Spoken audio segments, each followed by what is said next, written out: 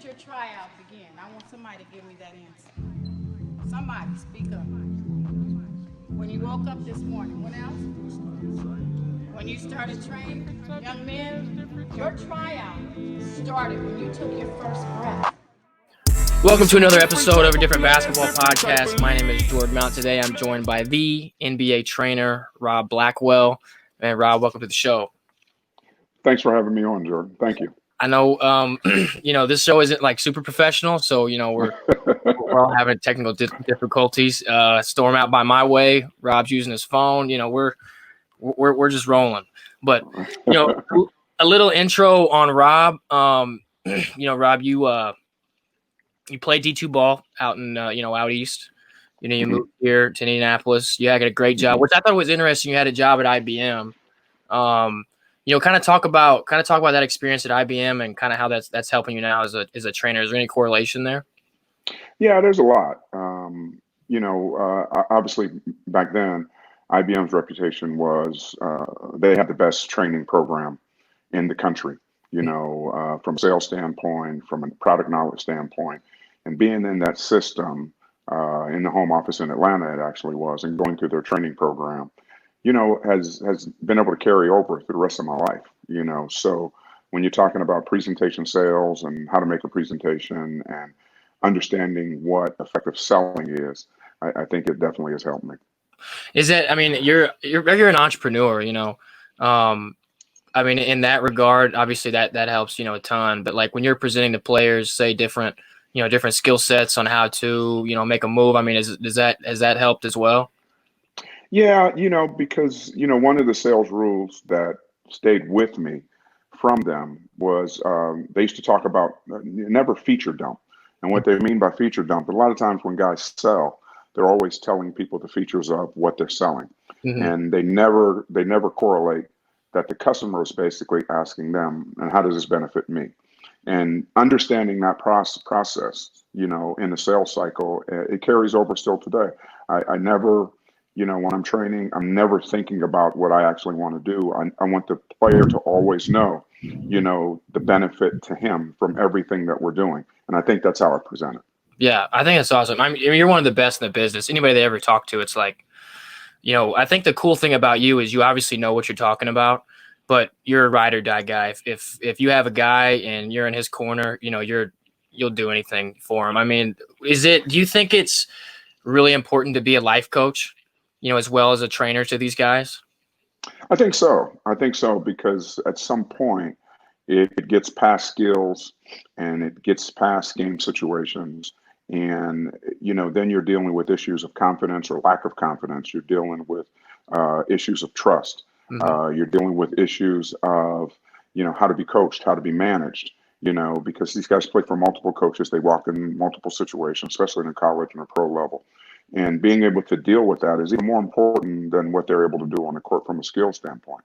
So to have an ability to get the respect as a life coach and people actually take what you're saying to heart I think it's valuable. I think it's more important than what you can teach them on the court with balls and cones and drills and things like that. Yeah. Mm-hmm. Talk about the relationship you guys had or you had with some of your former NBA guys and kind of the core group that really got you started in the training game.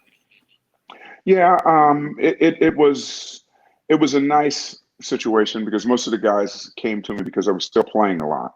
Mm-hmm. And so I acquired a lot of credibility as a player, even though when I was, playing here, I was already really old, but I still played very well. So I had a lot of credibility as a player.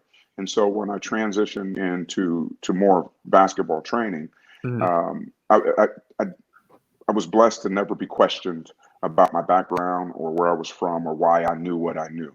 Okay. Mm-hmm. And I think that was a huge help. Yeah.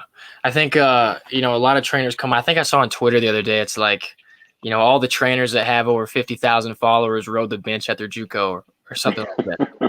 And I tell people, I was like, it's shame on me. Because I can't really knock these guys because they've mastered the social media game. Mm-hmm. They know how to attract attention to themselves. They know how to, develop followers, and they know how to create a presence and a brand. Okay. And God bless them. You know, God Yeah. bless them. But yeah, I agree with you. A lot of that is the case. That is the case for a lot of them. Right, right. Yeah. I Yeah, mean, yeah. what do you think? How much do you think it's changed just the landscape? Obviously, social media has changed the the world Mhm. itself, but the game of basketball and especially in the training game, like you said, like these guys may have no idea what they're talking about. I mean, I don't know. I mean, I've never been around a guy that's what I mean, that had no idea and he's had a lot of big following. But do Mhm. you think that like I think that your following should be a lot bigger than it is on social media. Right, You know what I right. mean? Like how do what Mhm. are the steps that you're taking to kind of grow that brand or are you taking those steps or you just kind of Yeah, you know? yeah. I'm kind of slowly taking those steps. Mhm. I'm becoming very familiar with, the advantage of having photographers and video and everything that you do. I mean, being blessed to have friends like you, meet people like you, to be able to speak in these type of forums. These are the things that it's made of, and these are the Mhm. things that I'm starting to. I feel momentum coming as it starts to grow a little bit. But like I said, my hat's off to the guys who have mastered it, and I don't. Yeah, right. So Right, yeah, right. yeah, Well, yeah. I appreciate the kind words. I think we may get like 5 or 6 listens per episode, but that's no, Uh-huh. I'm kidding. That's not it's a little bit more than that. But let's what's you work with a lot of pro players, and obviously TBL Mhm, is a pro league. I kind mhm. of want to pick your brain a little bit. What's the one skill that you could say that players need to work on to, maybe either prolong their career, get Mhm. their career started, or even maybe earn a little bit of money? Do you think it's one skill specifically to each player? Do you think it's just kind of like certain scenario type of thing? What's your thoughts on that? Yeah, I think it's different per player, but the one thing that's constant is uh, players have to manage their ability to deal with adversity. That's it. Especially when you're at the league level that you guys are. There's just a lot of adversity. It's not negative adversity, but it's just the business. It's just the way things are. It's a very basketball playing is a very competitive industry, and a lot of times, if it doesn't go your way, that doesn't mean that particular organization doesn't know what they're doing or what they're talking about. Okay, it just is a very competitive industry, and guys don't deal with that very well, and it really taxes their careers. How successful they're going to be, and I think that's the biggest skill. Okay, Hmm. if you want to call it skill, that's the biggest skill that they need to continue to develop. I mean, so if you look at the college transfer portal, and like I said, I have 3 or 4 guys that are in high school that going into their senior year will be playing for their fourth high school. Okay, Yeah. that it's just not dealing with adversity head on and dealing with the right way. And it's kind of allowed now. It's kind of allowed, but the Yeah. buck kind of stops when we get to your level, Hmm. and players get into that situation. You can't run. You have to compete, and you have to be thick-skinned enough that it doesn't work out for you with a particular organization. There are other teams, there are other opportunities, and if you really believe in what you're doing, okay, you will see it that way and just move on and continue to pursue your dream. I think that's great advice. What type of advice would you give to guys? Because there's obviously guys that maybe watch this podcast or that follow TBL that want to get in and, Hmm. get a contract somewhere else.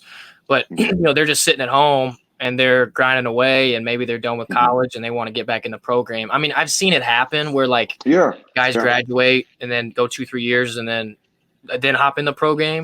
I mean, Hmm. is it rare now? I mean, do you see that much or what, especially guys that you're Yeah, working with? it's prevalent. I mean, it is very, very high rate. It's a beautiful opportunity. Okay, Mhm. pro basketball is a beautiful opportunity, and if you have any type of skill and you really love the game, you want to pursue it as long as it's feasible, or as long as you can pursue it. So it happens a lot. It definitely happens a lot, and guys just have to trust the process, believe in it, bet on themselves, and they really have to take a shot. I mean, I think what Dave and you guys have done is provided a beautiful avenue for guys to extend their playing Mhm. careers and keep the dream alive. I mean, Right. there are guys who've come from the NBL in Canada and things like that, and made it to the G League, and got in on and made it to a summer league team. It happens, It happens, but you can't disrespect the process, okay? Because Team A doesn't work for you, it doesn't mean that, you know, everybody involved in Team A has no idea what they're doing. You can't disrespect the process. I mean, because you see the talent that you guys have in the league. These guys have pretty good resumes of where they're from and how they played. And, you know, you're not just, if you don't make it, it doesn't mean that somebody overlooked you or took your spot that shouldn't have had it. Right. And I think we talked the other day, it was like, I think like last week on Tuesday, just how good players are today. Mm-hmm. I mean, you look across the board, you know, you said the players are so good today. I mean, it's incredible how, you know what I mean? Yeah, well, it's the evolution of the game. And again, it's the evolution. They should be. Okay. And I think we talked about it. Everything's better than it was 20 years ago today. You know, TV's better, computers are better, phones are better. You know, I mean, you know, we grew up with one phone in the house and it rang, and, you know, and that was it. And now you carry it around in your hand and all your information is on it. You can bank from it. You can do anything else. So, you know, not understanding that the basketball player has evolved just like everything else is just not being honest. Okay. And like we talked about, some people are just nostalgic. You know, they want to believe that their time was the best time. And that's just not true. Okay. It's just not true. Right. Yeah. If my grandpa can't work, you know, computers super well, so I'm going to say this because he probably won't hear this, but like, I mean, he may be different. He may score a little bit today, but like you put Steph Curry back in his, you know, he's going to average 50. He's in the other room right now. He may come in here, you know, beat me up, but you know what I mean? I mean, it's just, you know, guys were $150 in the 60s, you know, averaging 25. Like a guy playing $150 today is probably not playing D3 basketball. Well, I mean, like I always say, the best guys are the best guys. Okay. They can't be disregarded because of their competition. You know, it's like when you talk about Will Chamberlain, you know, yeah, the guys weren't that high quality, but he treated them like they weren't. You know, and that's the thing. And so when you talk about guys like your grandfather, you know, he did some things that were pretty special that the rest of the guys weren't doing. Okay. Right. So the best guys are the best guys, you know, and you can't really take that away from them. You know, so to compare the different eras, you're comparing the rest of the guys. Okay. Right. So I don't take Steph Curry against Rick. You know, I take everybody else who played basketball versus everybody else who plays basketball now. And there's a huge difference. But the best guys are always the best guys. Oh, that's funny. But yeah, so let's move on a little bit. I want to talk about, you know, when you work with players, when pro guys or college guys are approaching you, are you are they hitting you up on Instagram, or are they texting you? Are agencies hitting you up, you know, wanting to work with your guys? You know, what is that looking like, you know, for you, and how do you get clientele in that regard? Is it all reference? It's mainly okay, but it's a little bit of both. You know, my wife had me put a few ads in the local newspapers and things like that. And it's turned into something pretty good. I mean, even having use of the barn. That little kid that I started training was an ad that my wife made me put in a local paper, and he turned out being a player that his family eventually bought the property, and they pretty much turned the facility over to me. So it comes from a lot of different places. A lot of times it comes from a lot of referral business. You know, George Hill just gave me a call, and he's got a guy that he's got an interest in. I think he's got a shot at the league. And, you know, he wanted to personally make sure the guy's with me and that I'm taking him through whatever he needs to go through the next couple of weeks to get ready for, you know, possibly the draft. And, you know, so it's a lot of different things. It's referrals, it's social media, you know, it's direct marketing, you know, whatever it takes. Yeah. But right now it's probably heavily referral. Okay. Now, how are you designing these workouts now? When you pick a player, is it skill specific? Is it, you know, broad, or what? You know, how is that looking for you? You're watching a lot of film. Well, once we get into college and pro, it's easy because you just go to their film. You just go to Synergy and you look up all their categories, and then you sit down with them and explain. You know, these are the categories that you need improvement on. You know, at this level, they're going to be looking at your per 40. They're going to be looking at your situational percentages. And then once they get an understanding of that, the workouts are all based around that. You know, if you know you're a low percentage and coming off a pick and roll, if the guy goes under, okay, well, a lot of the work is going to be, coming off ball screens with the guy going underneath. And you find that it's their decision-making process or their hesitancy and not make a decision. It's a chain. It just goes on and on and on. But with pros in college, it's easy because you just go to their film. You just go to their film and point out their tendencies, and then you train from their tendencies. Now let's segue a little bit into Indy Express. I know that was a really hard transition, but what was the experience like for you? This past year, Indy Express was one of the top teams. Obviously, the league had to shut down after the COVID stuff, but Indy Express was one of the top teams of the league this past year. You worked with a lot of those guys, so you got to pat yourself on the back. What was that experience like for you this year? Did you get to check out any games? How do you think that went? Yeah, it was great. I went to all the home games. I was in most of the practices. Andre, had me heavily involved in the training process, during practice and things like that. So it was a great experience. The experience of the league, though, was what intrigued me more than anything else.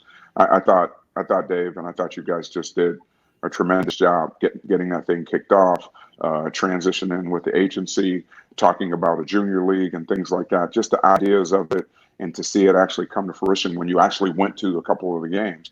I just thought they did a beautiful job. Him and his wife, were at games. You guys were doing a lot of traveling, seeing a lot of games. And I think the whole thing in a nutshell was just beautifully done. And it was really inspiring to see. The Express itself, it was driven by Andre. I mean, Andre is passionate about helping guys out, helping guys get to the next level, helping guys, succeed or fulfill their dreams. And he got behind that thing with a lot of passion. And he had some hard conversation with guys about professionalism and what it takes to make it and be a pro, and to be involved in all of that and see how guys took to that and listened, and then took to the training and the workload. It was pretty impressive, and so it was no surprise that they did well. There was a lot of talent there, but there was also a lot of hard work behind it. Yeah. Andre, Andre is one of the better guys in the business. He's pretty real. He's gonna tell you how it is, and if he didn't like you, he's gonna tell you too. And so I think that's what kind of separates him, in that conversation. But real quick side story, David and Evelyn Magley, they asked me to travel with them to New York, and I'm thinking, we're gonna fly. And they said, just come to my house, pack your bag. So I packed my suitcase and we put it all in the car. And I was like, they take 465, then they go the other way. And I'm like, I say, hey, what's going on? And they're like, well, we're driving. I'm like in the back seat like this. And so, it's a grind, and they grind too. And I just think this is a grind league. And, it is what it is, but guys get contracts. Like, Joe Reddick got a contract in Canada. And we've been 2.5 years trying to convince people that this guy was a pro and he deserves a shot. And, along comes Dave and the league and Evelyn and what you guys are doing, and he gets a shot in Canada. Nobody was interested in talking to him in Canada. Yeah. And he was able to perform. Again, he had an opportunity. He took advantage of his opportunity, which we knew he would do if someone would give him an opportunity. But he did. He took advantage of the opportunity, and Dave was behind him all along. Dave was behind him, having conversations about him with teams at the upper level and things like that, and it worked out bad. It's just too bad for him that everything was shut down, because he's worked really hard for that opportunity that finally came. Yeah, he's he's great. I mean, he's a good dude, and he can really hoop. He can really shoot it. So, I really don't know where the discrepancy was when guys don't want to talk to him. But I mean, he really showcased that he could play this past year. Somebody else that kind of impressed me. I don't know about you, but I like Hassan from Indy. I know he played in the G League a little bit, about 6'11", 7 foot. I thought he had some really good game. And he's only like 29, so he's still got 7 years to play. Who else from that team kind of impressed you? Well, he impressed me because we have a long history. And when I owned the CBA team, we played out of Anderson, Indiana. He was from Anderson, and he used to run around on the court, maybe 11, 12 years old, getting in the way. And he was barely 6 foot. I never saw 7 foot coming. And his mom actually worked for me as one of my marketing people with my organization, with my team. And, and then fast forward a few years later, not a few years later, but several years later, I'm handling his pre-draft. He's at Auburn University, Right. and I'm taking him through his pre-draft. Oh. And the next thing you know, he's in the G League. And it was funny because I think my wife and I were in Portland, Maine, doing a functional movement certification as trainers. And I said, hey, I'm going to go to a game. I go to a game, and there he is again. So to see him come to the Express, he's the first one there every day. He always wants to know how he can improve his game. He took some hard coaching and instruction from Andre, and he handled it. And he got better as the season went on. He got better. So I think, it's not quite over for him yet. He's got a shot to do something if he keeps doing what he's doing, and I know he will. I know he will. But he was impressive, but a lot of those guys are impressive. I mean, you take, Deontay Vaughn, he's got a huge resume. I mean, he still sits third or fourth at the University of Cincinnati. So he was impressive. So a lot of those guys were very impressive. John Hart was extremely impressive. And, just go through the list. Andre put together a great team.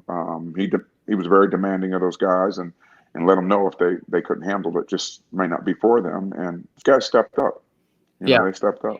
Yeah, no, Deontay Vaughn is actually really interesting because I think I posted something. He scored a lot. He was a player of the week.